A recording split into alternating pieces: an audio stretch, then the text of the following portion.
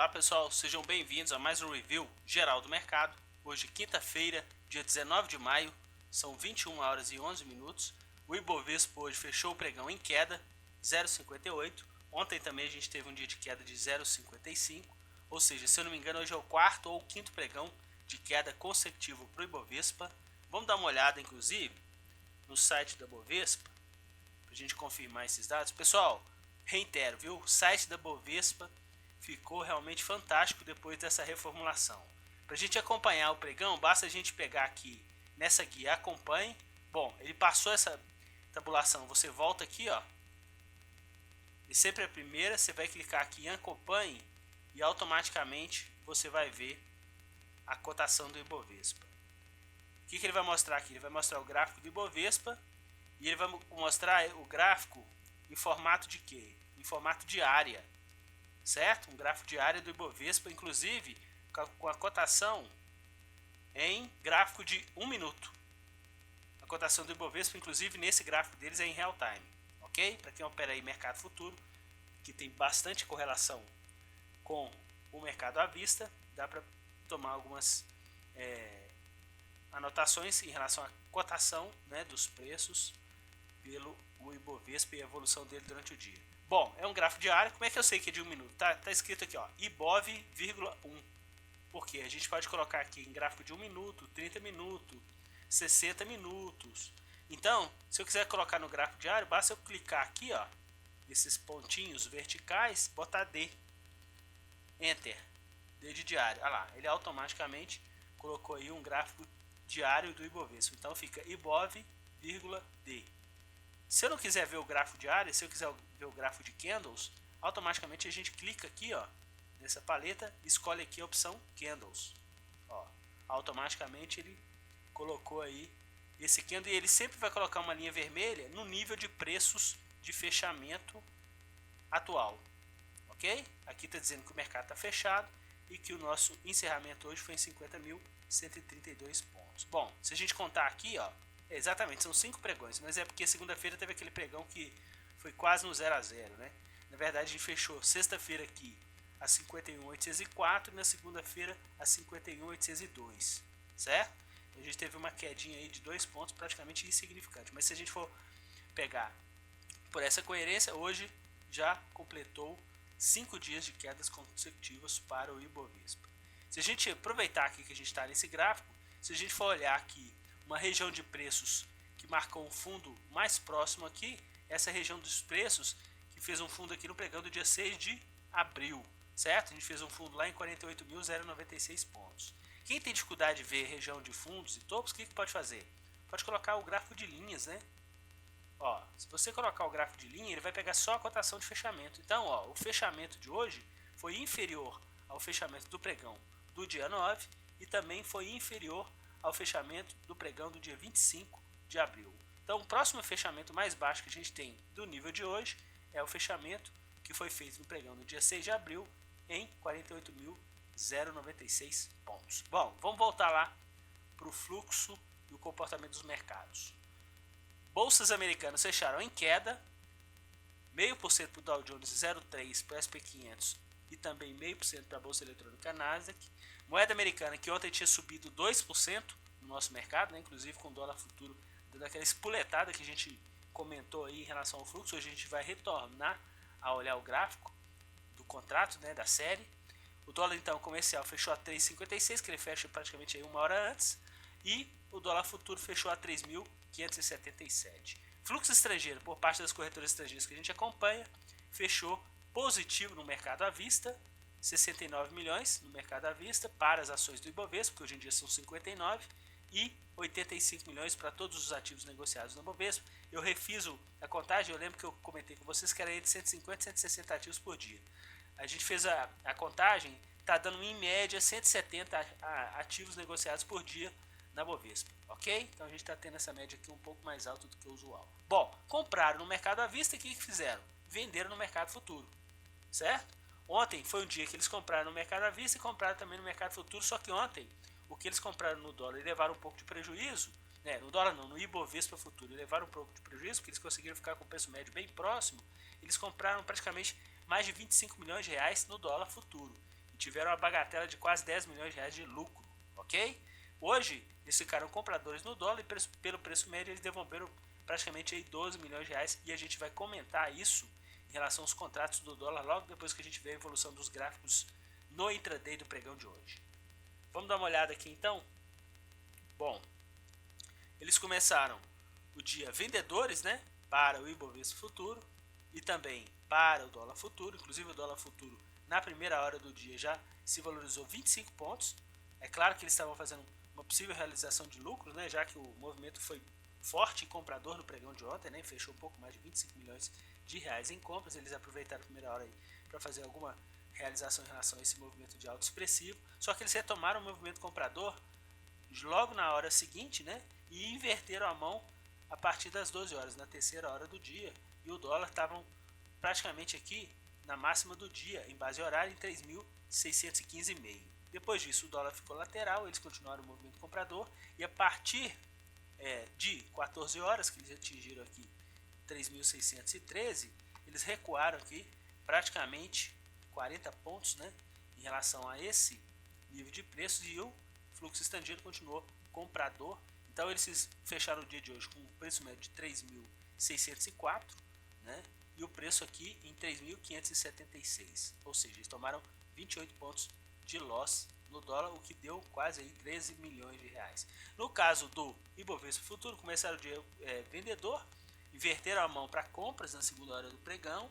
A gente não teve esse comportamento dos preços. Na terceira hora eles inverteram com força esse movimento, né, para vendas, ficaram praticamente de lado aí e retomaram o movimento comprador aí entre 15 e 16 horas. Só que nas 2 horas finais eles reduziram de novo esse volume comprador e terminaram aí com um pouco mais de 50 milhões de reais em vendas para o Ibovespa Futuro.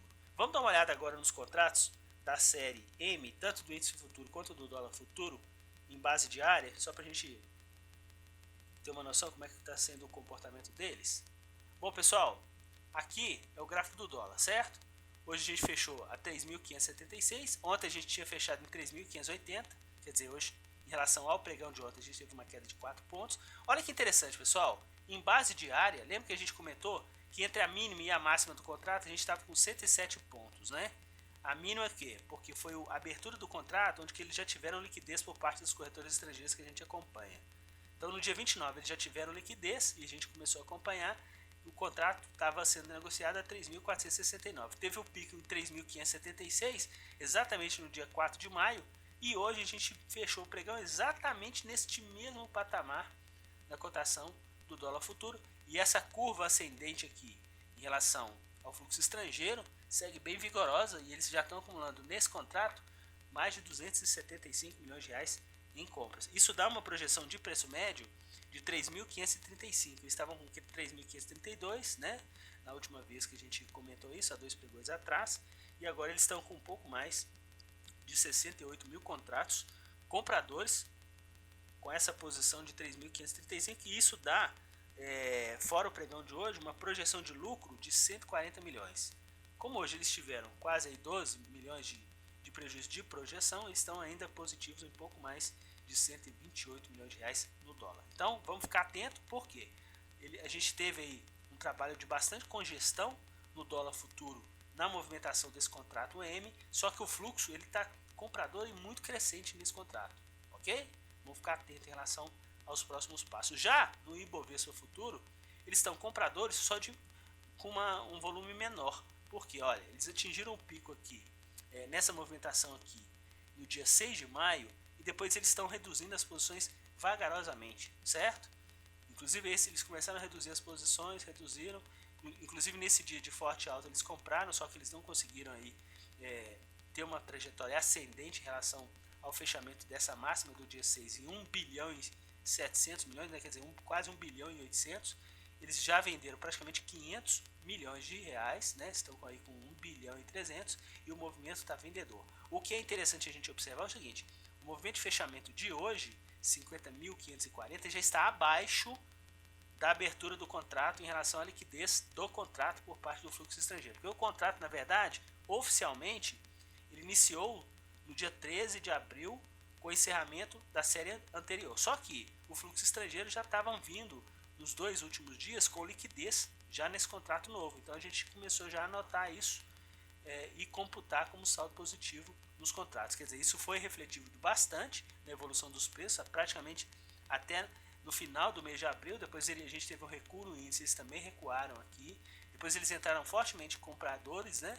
A gente ainda teve mais uma correção e deu uma grande estilingada no índice, né? No dia que a gente chegou até a comentar esse vídeo, e agora a gente está com o índice perdendo força. Na verdade, ele está acompanhando a cotação do Ibovespa, né? Porque é um espelho em relação à cotação do Ibovespa, e a gente está conseguindo ver aí uma evolução descendente para o fluxo estrangeiro nos contratos do Ibovespa Futuro. No caso de preço médio, eles estão no Ibovespa Futuro com preço médio em 53.400. Então, quer dizer, eles estão tomando um loss aqui de pouco mais de 2.800 pontos, ok?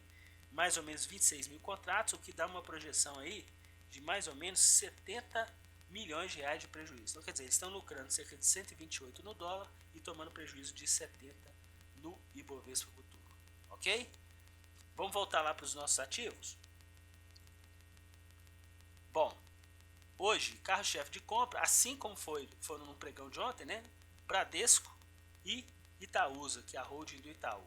Interessante que Itaúsa, que foi a holding, teve um fluxo comprador, ok? Valorização de 1,36. E o Itaú, eles atuaram na ponta vendedora e o ativo terminou com queda de praticamente 1%.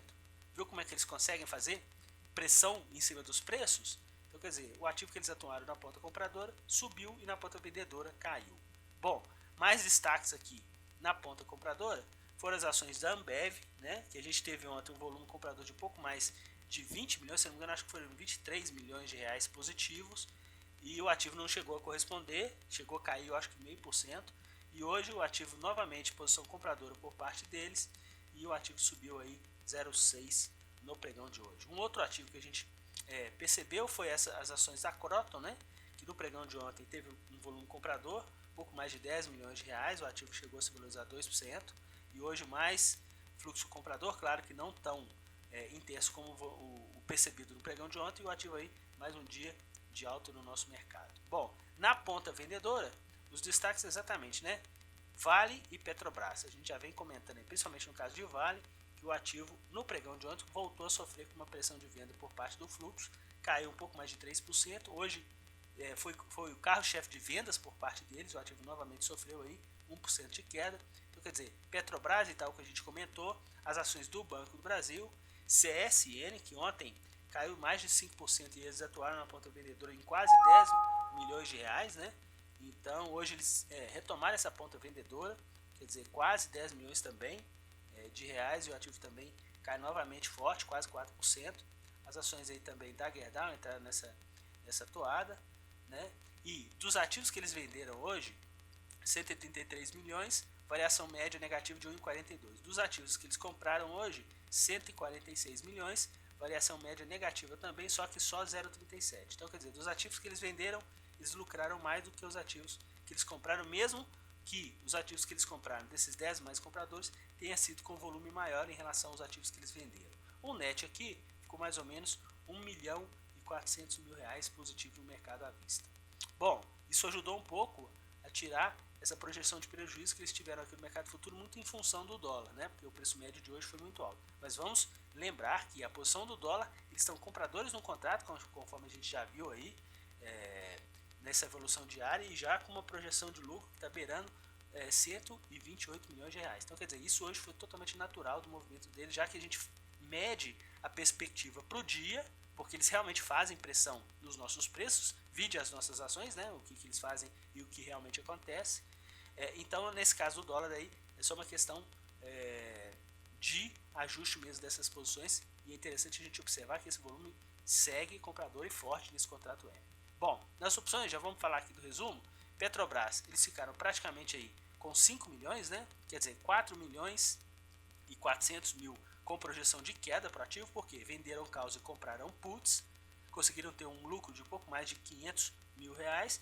No caso de Vale, também projeção de queda para o ativo, né? Quer dizer, venderam call em 1 milhão e 200 e compraram puts em 300 mil, então quer dizer, 1 milhão, praticamente aqui 1 milhão e 400 de projeção de queda para Vale, e 4 milhões e meio praticamente aqui de projeção de queda para as opções de Petrobras. Vamos dar uma olhada aqui no nosso quadro de opções, bom, nas opções de Petrobras que eles atuaram na ponta compradora no pregão de hoje, tiveram uma valorização de 4%. Nas opções que eles atuaram na ponta vendedora de Petrobras hoje, tiveram uma desvalorização de 10% média. Então, quer dizer, eles tiveram lucro no caso da Petrobras, tanto nas opções que eles venderam quanto nas opções que eles compraram. Uma projeção de lucro nas duas pontas. No caso de Vale, também tiveram uma projeção de lucro. Nas opções que eles compraram, 5% de valorização, e nas opções que eles venderam, 0,3%, né, bem perto da estabilidade em relação às opções que eles venderam de Vale, e também de Vale tiveram uma projeção de lucro no pregão de hoje também. Beleza, pessoal? Vamos ficar atento em relação a essa movimentação, né, principalmente essa movimentação no dólar e essa movimentação negativa no Ibovespa Futuro. É claro que eles estão ainda bem compradores, né, nos contratos, e os contratos do Ibovespa Futuro só vai vencer em junho, né, no dia, o dia 15 mais próximo, né, quer dizer, a quarta-feira mais próxima do dia 15, a gente tem até aqui na nossa tabela o dia do vencimento do contrato, vai ser no dia, exatamente, vai ser no dia 15 de junho, né, que o contrato do índice futuro vai ter o seu encerramento, então vamos acompanhar isso, e no curto prazo esse ambiente aí segue vendedor, e com essa valorização no dólar, com a pressão de compra pelo fluxo estrangeiro através das corretoras estrangeiras que a gente acompanha. Beleza, pessoal? Um grande abraço a todos e até o nosso próximo boletim.